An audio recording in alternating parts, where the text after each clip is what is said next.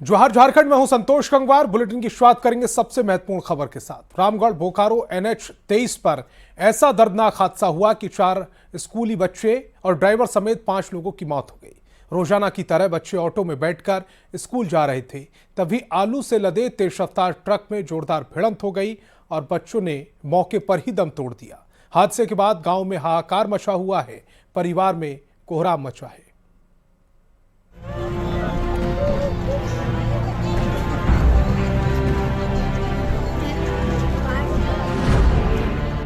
जमीन पर पड़ी 4 मासूमों की लाश और रोते बिलखते परिवार वाले। ये आवाज मृत्यु शोक की है, ये तस्वीरें मौत की है, मातम की है, मनहूसियत की है। उस मनहूस दिन की है जिसकी सुबह तो ये बच्चे देख पाए, पर अपना जीवन नहीं। बुधवार को ये बच्चे घर से नहा धोकर तैयार होकर स्कूल के लिए निकले, पर इन्हें क्या पता था कि रास्ते में मौत इनका इंतजार कर रही है। रामगढ़ बोकारो NH 23 पर तेज रफ्तार ट्रक और ऑटो की टक्कर हो गई, जिसमें बच्चे सवार थे। हादसा इतना भयानक था कि 4 बच्चे और ड्राइवर की मौके पर ही मौत हो गई। बच्चे स्कूल जा रहे थे शायद ऑटो में, और इधर से बड़ी गाड़ी आ रही थी, तो उसी के दरमियान में ये घटना घटी है और बहुत दर्दनाक घटना है और 3 बच्चों की स्पॉट डेथ है। बीच सड़क पर पलटे भारी भरकम ट्रक को देखकर आप इसकी गति का अंदाजा लगा सकते हैं। टक्कर इतनी जोरदार थी कि ऑटो के परखच्चे उड़ गए।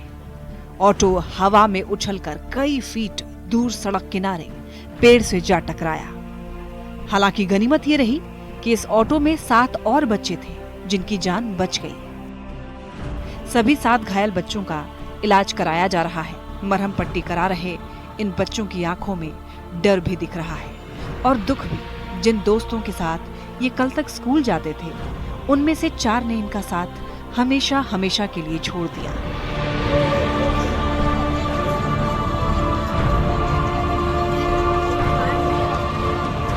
हादसे के बाद गोला थाना क्षेत्र के मठुआटाड़ पहुंची पुलिस टीम ने क्रेन की मदद से आलू लदे ट्रक को हटा लिया है। सदर SDO ने बताया कि ये बच्चे गुडविल मिशन स्कूल तिरला के थे। DC का कहना है कि ठंड के कारण 13 जनवरी तक स्कूल बंद किए गए हैं। गुडविल मिशन स्कूल कैसे चल रहा था, इसकी जांच करके कार्रवाई की जाएगी। और हमने भी ये कहा है कि हम बाय पेरेंट्स के साथ CM साहब से मिलेंगे और सर से मिल करके इनके लिए मदद के लिए हम बात करेंगे। हादसे के बाद मृतक बच्चों के घर में मातम पसरा है। घर वालों का रो रो कर बुरा हाल है। स्थानीय जनप्रतिनिधियों ने सरकारी प्रावधान के तहत मुआवजा दिलाने का भरोसा दिया है। रामगढ़ संवाददाता जावेद खान के साथ ब्यूरो रिपोर्ट न्यूज़ 18। रामगढ़ में गोला के मठवा टांड में ट्रक और ऑटो की टक्कर में स्कूली बच्चों की मौत के बाद प्रशासन एक्शन मोड में है। SDO के आदेश के बाद गुडविल मिशन स्कूल के संचालक पर केस दर्ज किया गया है। साथ ही DC के निर्देश पर स्कूल को अगले आदेश के लिए सील कर दिया गया। आपको बता दें कि सरकार की ओर से ठंड को देखते हुए 13 जनवरी तक स्कूल बंद रखने का आदेश जारी किया गया था, लेकिन इसके बाद भी स्कूल का संचालन हो रहा था। इसी दौरान यह हादसा हो गया।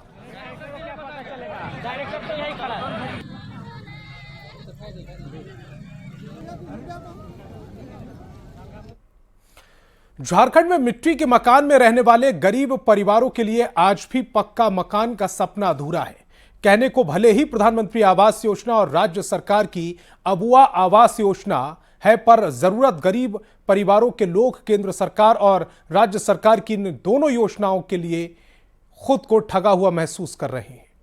एक रिपोर्ट कि इस योजना को लेकर क्या सोचते हैं, ये जान लेना भी जरूरी है।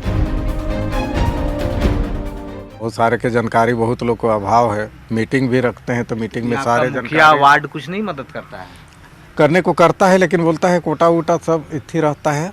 इसलिए हाँ, यहाँ से वहाँ तक मान के चलिए, अभी तक वो आवास भी नहीं मिला है। गांव में किसी को मिला है? हमारे जानकारी के अनुसार में तो अब आवास नहीं मिला है। कोई रिप्लाई भी नहीं, मतलब कोई उधर से रिएक्शन भी नहीं आया। कभी नहीं, कुछ नहीं, कुछ भी नहीं। अच्छा, तो यहाँ पर जो लोग हैं उनसे नहीं पूछती हो, मुखिया से, वार्ड से? अरे वो लोग अपना काम में बिजी रहता है, कोई ध्यान ही नहीं देता है गाँव।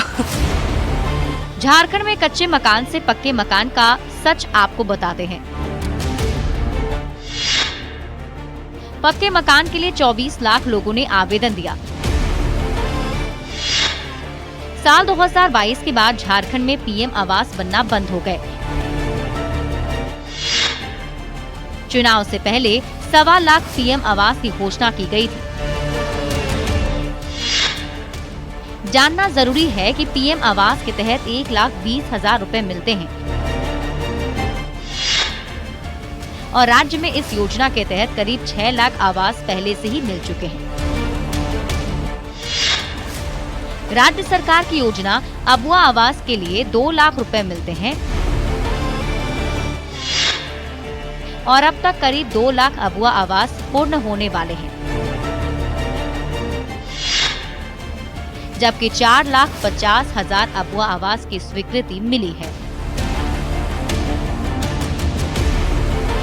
झारखंड में गरीब परिवारों के लिए आशियाने का सपना राजनीति की भेंट चढ़ रहा है। केंद्र सरकार ने आवंटित आवास पूर्ण नहीं होने पर नया अलॉटमेंट रोक दिया है। नई सरकार के गठन के बाद से ग्रामीण विकास मंत्री गरीबों को पक्का मकान देने के लिए केंद्र सरकार पर फिर एक दबाव बनाने में जुट गई है। राज्य सरकार अपने दम पर अगर इतनी संख्या में बना सकती है तो केंद्र सरकार इस तरह से योजनाओं को रोक करके गैर भाजपा शासित राज्यों में किस तरह का व्यवहार कर रही है, ये आप लोगों से छुपा हुआ नहीं है।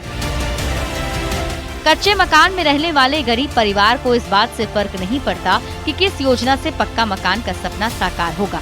वो तो बस हर साल छत से टपकते बारिश के पानी और ठंड में छत से गिरते ओस की बूंदों से निजात चाहते हैं। रांची से न्यूज़ 18 के लिए अविनाश कुमार की रिपोर्ट।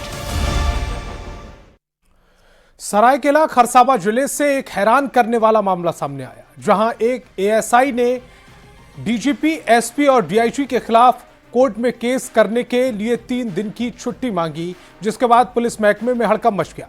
जानकारी के मुताबिक छुट्टी का आवेदन देने वाले एएसआई का नाम शुभंकर कुमार है। शुभंकर ने सीनियर अधिकारियों पर शोषण और मनमाने रवैये का आरोप लगाया। एएसआई शुभंकर से बात की न्यूज़ 18 संवाददाता आशीष तिवारी ने।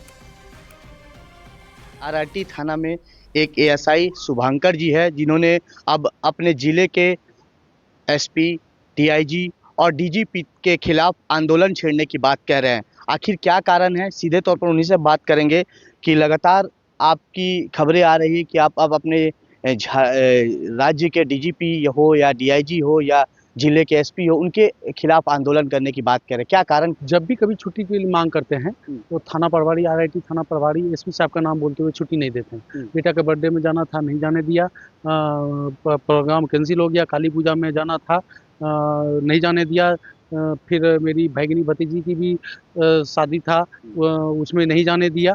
तो मैं थक हार करके जो है ना एसपी को आवेदन दिया।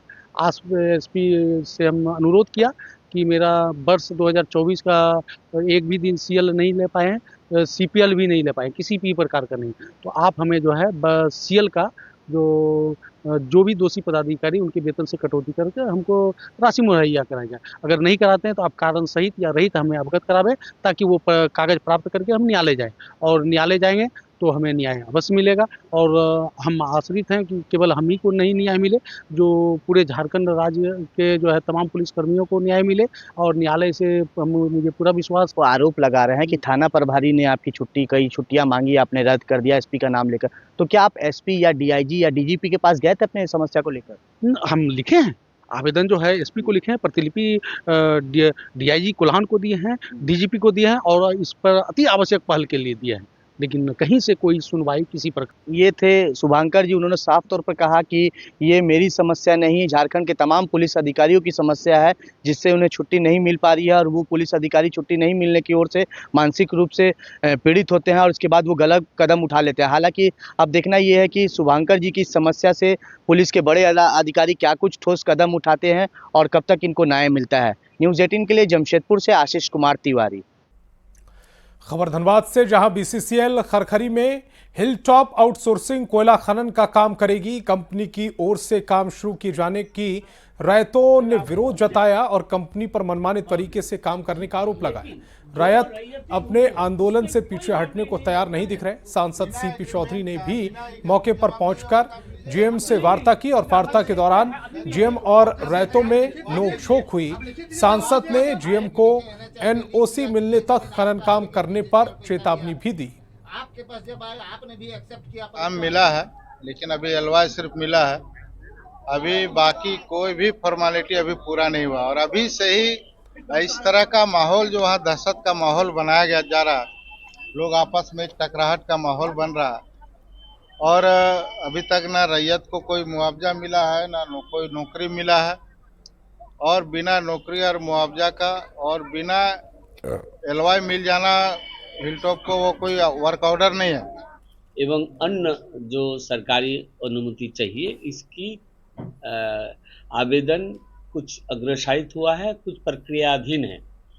इसी हालत में हम लोग क्षेत्र के जो खरकड़ी कोल्वी के जो क्षेत्र है उसको चिन्हितीकरण की काम कर रहे हैं और वर्तमान में हम लोग ने एक सैद्धांतिक तौर पर जो बीसीसीएल की भूमि है उसमें बाउंड्री के काम हिलटॉप के द्वारा कराया।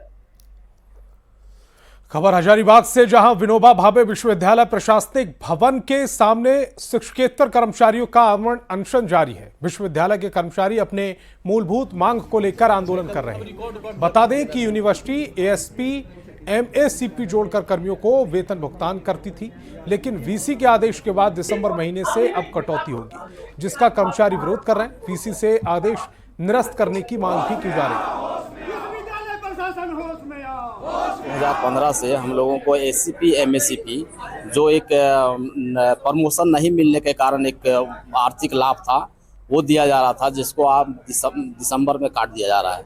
इसीलिए हम लोग बैठे हुए हैं कि उसको अनवरत चलते रहे। उसी को लेकर के कि एसीपी और एमएसीपी का भुगतान करते हुए हमारा जो दिसंबर माह का वेतन है वो दिया जाए। मुख्य तौर पर तात्कालिक मांग अभी ये है। ऐसे बहुत सारी मांगे हैं कि इनके प्रमोशंस भी नहीं हुए हैं और 7वें वेतनमान में कई लोगों के पे फिक्सेशन नहीं है। वो सब तो बाकी और मांग बताएंगे, लेकिन तात्कालिक तौर पर यही मांग है। और झारखंड में मनरेगा मजदूरी की दर 350 रुपए करने की मांग ग्रामीण विकास मंत्री दीपिका पांडे सिंह ने केंद्र सरकार से की। मंत्री दीपिका पांडे सिंह ने कहा कि वर्तमान में झारखंड के मनरेगा मजदूरों को मात्र 274 रुपए का भुगतान होता है। इससे राज्य सरकार से दी जाने वाली अतिरिक्त 27 रुपए भी शामिल है, जबकि दूसरे राज्यों की बात करें तो यहाँ 300 रुपए तक भुगतान होता है। ऐसे में जरूरी है कि केंद्र सरकार झारखंड में मनरेगा मजदूरों की दर में बढ़ोतरी करे। मांग रखा है कि मजदूरी को 350 रुपये किए जाएं। साथ ही साथ झारखंड में 73 क्यूबिक फीट पर जो है एक मैंडे कैलकुलेट होता है, उस श्रम को भी हम लोग कम करके, क्योंकि अन्य राज्यों को लें तो केंद्र सरकार के द्वारा 48 क्यूबिक फीट की बात है, तो उसको भी हम लोग बराबर करने की बात कर रहे हैं। तो उससे झारखंड के मजदूरों का फायदा होगा। और आंध्र प्रदेश से बड़ी खबर मिल रही है। आंध्र प्रदेश के तिरुपति मंदिर में भगदड़ मच गई। भगदड़ में 6 लोगों की मौत हो गई, 2 लोग घायल बताए जा रहे हैं। तिरुपति में टोकन लेने के दौरान यह भगदड़ मची। टोकन लेने के लिए करीब 4000 लोग पहुंचे थे। तस्वीरें समाप्त की टेलीविजन स्क्रीन पर। चंद्रबाबू नायडू ने हादसे पर दुख जताया है। तो 6 लोगों की मौत और 2 लोग घायल होने की खबर इस समय आंध्र प्रदेश से मिल रही है। आंध्र प्रदेश के तिरुपति मंदिर की ये तस्वीरें हम आप तक पहुंचा रहे हैं, जहां पर भगदड़ मच गई। टोकन को लेकर ये भगदड़ मची। 6 लोगों को अपनी जान गंवानी पड़ी है, 2 लोग घायल बताए जा रहे हैं। तिरुपति में टोकन लेने के दौरान ये भगदड़ मची और उसी दौरान ये हादसा हुआ है। टोकन लेने के लिए करीब 4000 लोग एक साथ एक जगह पर एकजुट हो गए थे। चंद्रबाबू नायडू ने हादसे पर दुख जताया है। हालांकि तत्काल इमरजेंसी सेवा वहां पर पहुंची थी और जो घायल थे उन्हें अस्पताल ले जाया गया है, लेकिन जो खबर मिल रही है 6 लोगों की मौत, 2 लोग घायल बताए जा रहे हैं। तिरुपति मंदिर की ये तस्वीरें समाप्त की टेलीविजन स्क्रीन पर। 4000 लोग एक जगह पर टोकन लेने के लिए पहुंचे। हालांकि वहां पर सुरक्षा के इंतजाम किए गए थे, लेकिन 4000 लोगों को एक साथ हैंडल कर पाना सुरक्षा कर्मियों के लिए भी मुश्किल होता चला गया। इन तस्वीरों में जो नजर आ रहा है उसमें पुलिसकर्मी लगातार भीड़ को कंट्रोल करने की कोशिश कर रहे हैं, लेकिन भीड़ बेकाबू होती चली गई। कुछ लोग वहां पर जो बैरिकेडिंग थी उन पर चढ़ने की कोशिश करने लगे और इसके बाद जब भीड़ बेकाबू हुई तो 6 लोगों की मौत हो गई। तो चंद्रबाबू नायडू ने हादसे पर दुख जताया है। दरअसल काउंटर के पास 4000 से ज्यादा श्रद्धालु कतार में खड़े थे। उसी वक्त श्रद्धालुओं को बैरागी पट्टीडा पार्क में कतार लगाने के लिए कहा गया। आगे की जाने की होड़ में अफरा तफरी मच गई। भागने के दौरान लोग एक दूसरे पर चढ़ गए। इससे लोगों का जो था दम वो घुट गया। मलिका नाम की महिला की मौके पर ही मौत हो गई। तस्वीरें फिलहाल आपकी टेलीविजन स्क्रीन पर हैं। आंध्र प्रदेश के सीएम चंद्रबाबू नायडू ने भी फोन पर अधिकारियों से स्थिति की जानकारी ली है और जो तस्वीरें हैं वो इस समय आप अपनी टेलीविजन स्क्रीन पर देख पा रहे हैं। पहली तस्वीर टोकन लेने के लिए आगे जाने की होड़ में यह पूरा हादसा हुआ है, जिसमें 6 लोगों को अपनी जान गंवानी पड़ी है और 2 लोग घायल भी बताए जा रहे हैं। एक महिला की मौके पर ही मौत बताई जा रही है। चंद्रबाबू नायडू ने पूरे हादसे पर दुख जताया है और जो घायल हैं उनके लिए भी संवेदना व्यक्त की है। इस वक्त की बड़ी खबर आपकी टेलीविजन स्क्रीन पर एक्सक्लूसिव तस्वीरें इस समय आप देख पा रहे हैं। एक तरफ भीड़ की तस्वीरें आपकी टेलीविजन स्क्रीन पर, दूसरी तरफ जो घायल हैं उन्हें अस्पताल पहुंचाया जा रहा है, इमरजेंसी में इलाज कराया जा रहा है। उस दौरान की वो तस्वीर हम आप तक दिखा रहे हैं। लेकिन आंध्र प्रदेश के तिरुपति मंदिर में बड़ा हादसा हो गया है। भगदड़ के दौरान 6 लोगों की मौत हो गई है, 2 लोग घायल बताए जा रहे हैं।